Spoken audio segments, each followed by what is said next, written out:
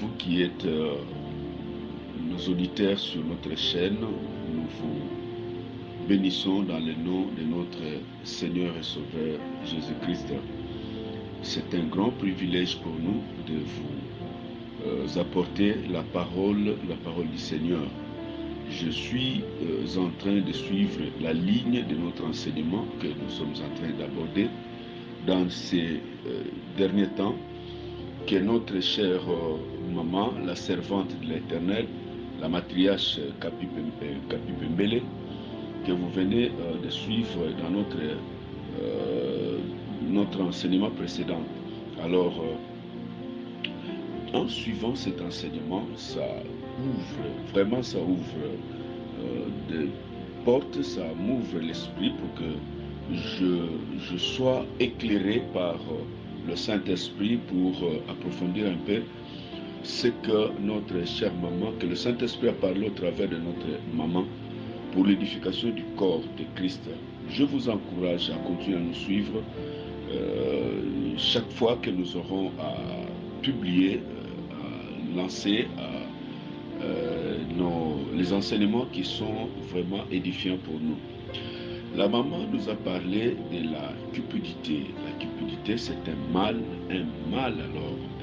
qui ronge notre monde, qui ronge les familles, qui détruit des vies tout entières, qui anéantit le témoignage d'une personne, qui anéantit l'avenir des enfants, qui détruit les mariages, qui soumet tout le monde, tous ces captifs, tous ceux qui le possèdent sous son pouvoir pour anéantir sa vie.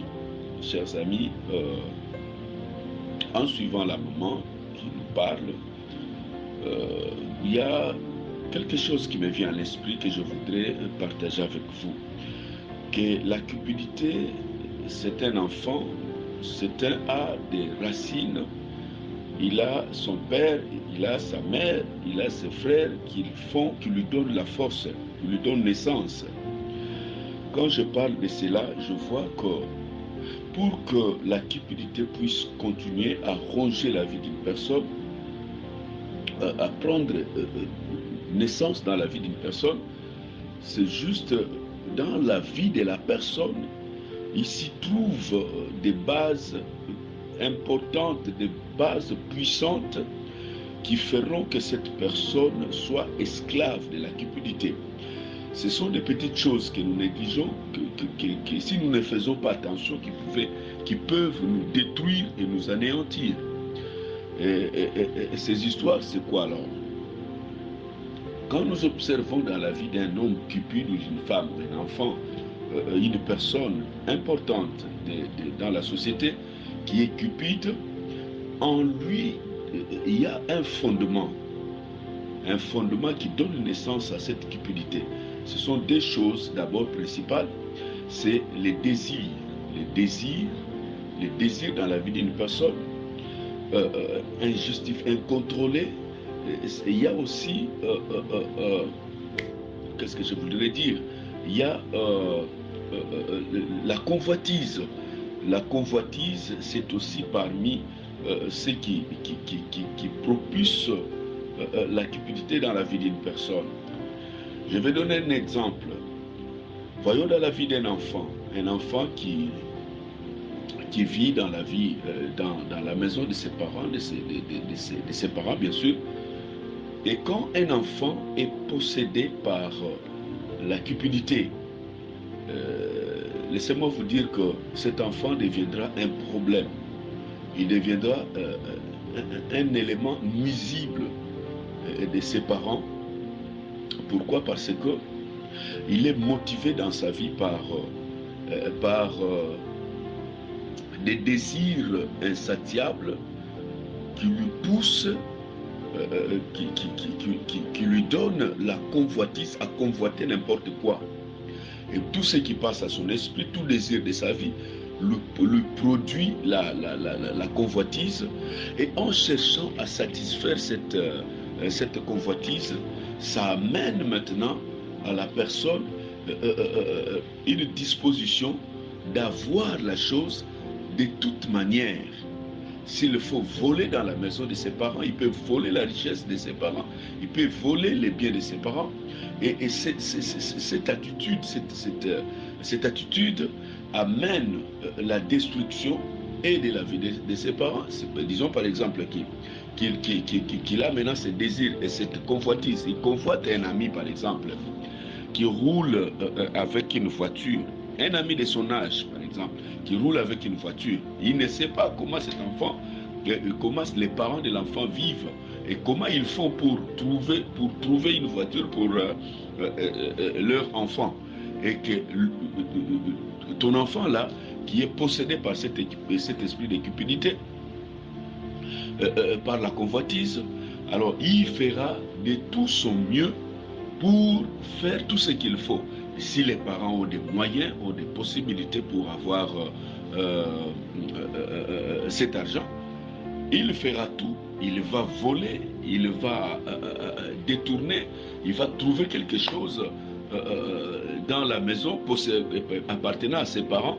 Et cependant, quand il va récupérer ce qui appartient aux parents pour aller satisfaire son désir là, c'est ce qui produit cette cupidité. De toute manière, il va se forcer pour avoir la chose désirée, la chose convoitée. C'est pour cela, Seigneur, dans des familles, dans des foyers, dans des vies de plusieurs familles, il y a la destruction, il y a même la mort qui intervient. Moi, je connais une famille qui avait perdu 3 enfants à la fois. Pourquoi? L'enfant avait des amis qui vivaient une vie de libertinage. Ils pouvaient tout faire. Et les parents, ils avaient des moyens. Et du fait qu'ils avaient des moyens, les enfants pouvaient tout faire. Alors, l'ami qui avait des parents qui avaient vraiment le contrôle, il ne pouvait pas permettre à l'enfant de faire n'importe quoi.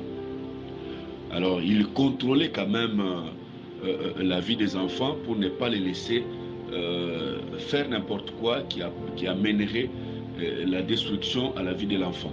Alors, à un moment donné, il était habitué avec les amis qui sortaient, qui volaient l'argent dans la maison pour aller faire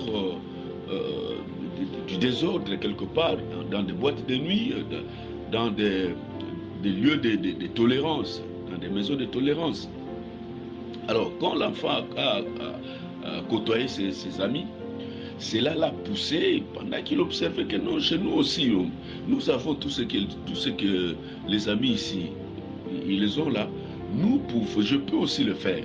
Et un jour, c'est comme ça que l'enfant, cette envie, cette convoitise, cette influence des amis a poussé, a fait naître dans l'enfant des désirs qu'il n'était pas capable par soi-même, par ses propres moyens, par ses propres efforts à satisfaire. C'est pourquoi il devait maintenant essayer de prendre ce qui était à ses parents.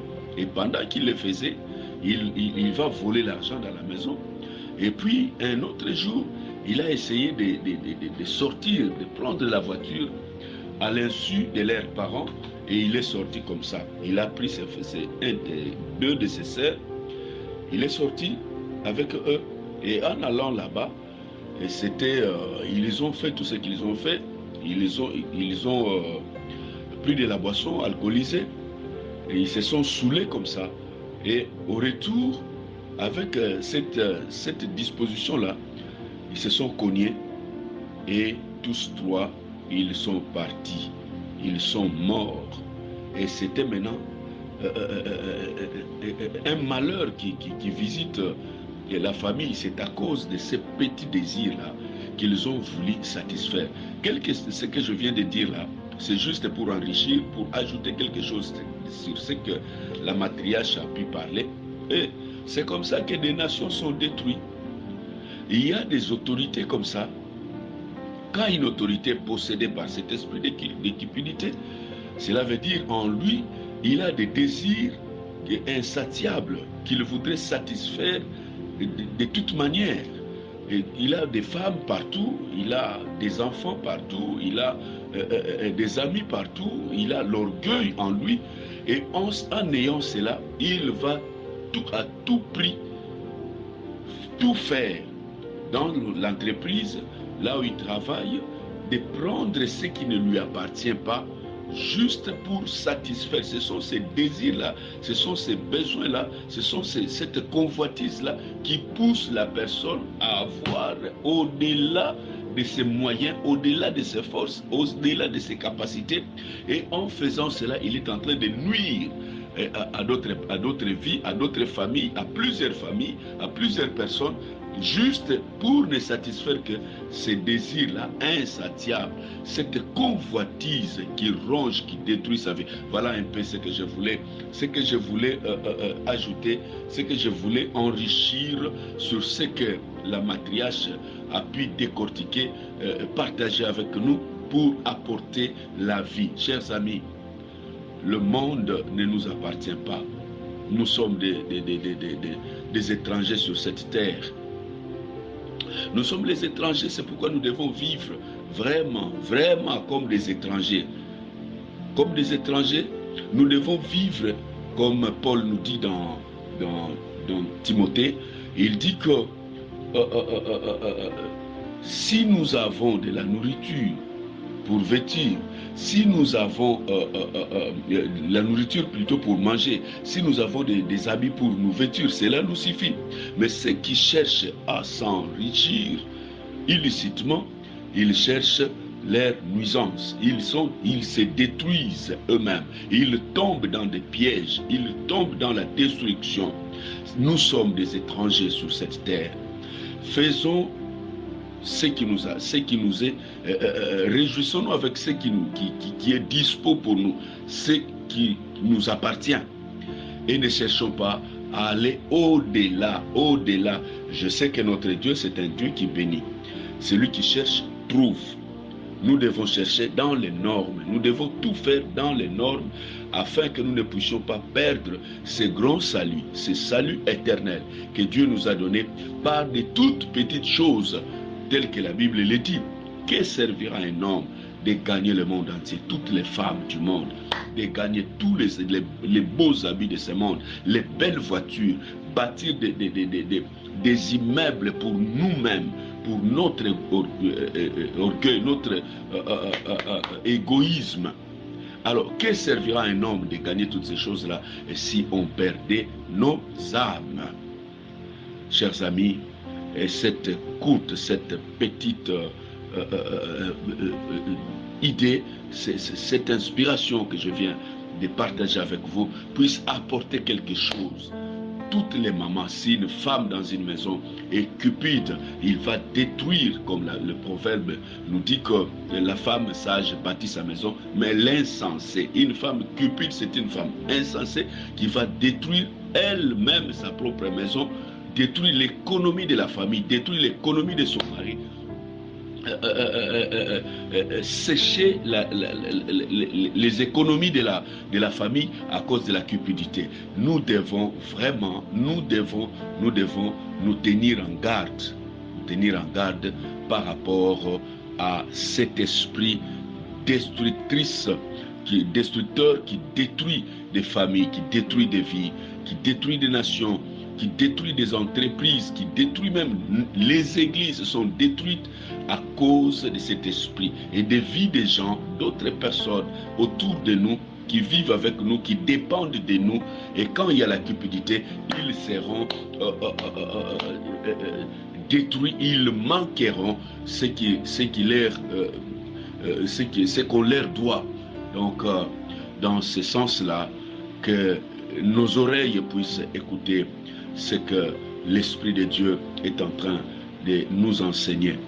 Soyez connectés sur notre chaîne, suivez à tout moment, veuillez nous suivre dans ce sens-là, tout en invitant d'autres personnes, en partageant nos liens avec d'autres amis pour qu'un grand nombre puisse être sauvé au travers de ces messages. Que l'Éternel vous bénisse. Shalom, shalom, shalom. Merci beaucoup.